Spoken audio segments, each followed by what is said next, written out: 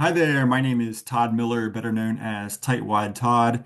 I created an 11-part video series as an introduction to personal finance, and this is the final video in the series, and today we're going to go through the course wrap-up. But before we do, just a little bit about me. I am a financial coach. I help busy professionals just like you transform a six-figure income into a seven-figure net worth. I'm the creator of tightwadtodd.com, where I post videos, have a blog, and send out a weekly newsletter. So if you like my content, please subscribe. And I created this video series to help everyone get better with their finances no matter where you are today. This slide is an overview of the entire video series. If you're just now finding me, I would encourage you to go back to the first video and work your way through the course in order to get the most value from it. So, wrapping up, when we're first getting started, it's important that we understand where we are today so that we can figure out where we want to go and what we want to improve. So, in order to figure out our starting place, we need to know our current financial position. And that entails listing out our income, our spending, so we can figure out our savings, and also writing down our assets and our liabilities so that we can determine our net worth.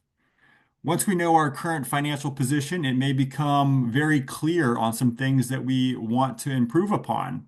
So once we have a rough idea on where we want to go, we can start setting SMART financial goals. And SMART stands for specific, measurable, achievable, relevant, and time-bound.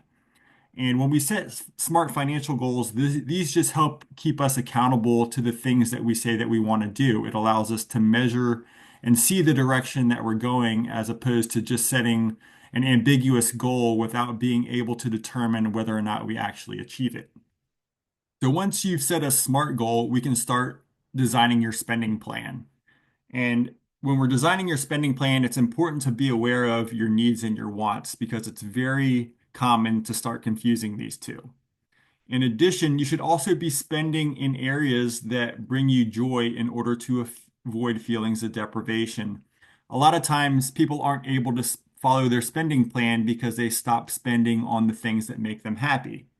So it can be very helpful to rank all of your expenses in order of the amount of joy that they bring you. So you make sure that you're spending some amount of money on the things that bring you joy. But also, you want to reduce and eliminate the expenses that provide you with the least amount of joy.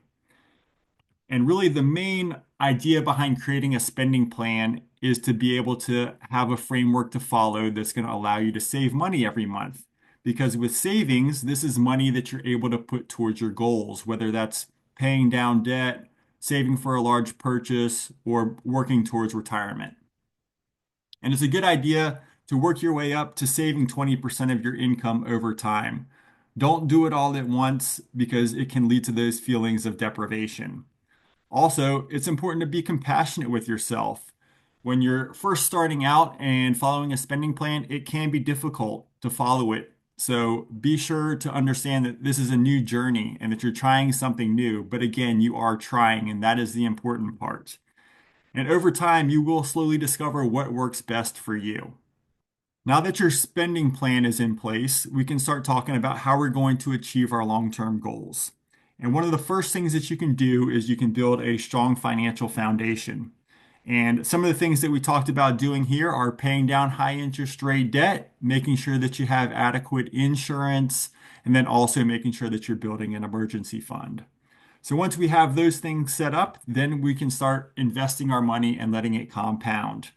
And so investing is really just putting your money to work and allowing it to grow. And over time, this leads to exponential growth. And when you invest, you're able to achieve your long-term goals faster than saving alone. And it's also important to track your finances because that provides ongoing financial awareness with what's happening in your financial life. It also helps you monitor progress and stay on track as you're working towards your long-term goals. And it also shows the direction your finances are heading in.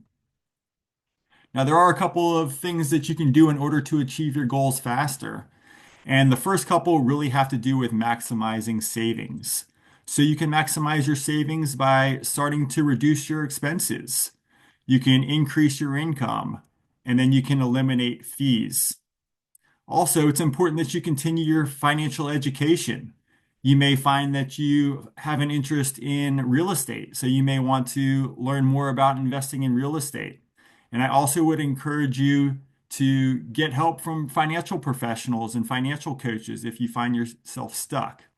And it's also important that you avoid some common pitfalls. And some of the ones we talked about were not having an emergency fund, not having any sort of financial plan, engaging in financial comparison or keeping up with the Joneses, and not starting to make changes in your financial life today.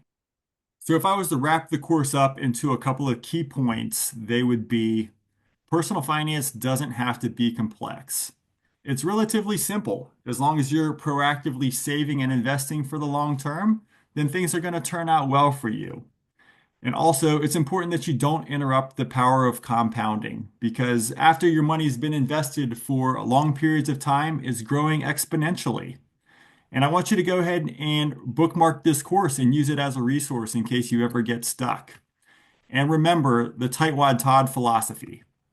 The key to achieving your dreams is living below your means. Thank you for joining me on this course. If you have any feedback, specific questions, or want any personalized help, please reach out to me through my website at tightwadtodd.com. That's a wrap. I appreciate you joining here with me and following me through this course. I hope it's been invaluable to you. And if I can help you in any way in the future, please don't hesitate to reach out to me. Thank you so much for joining me. Take care.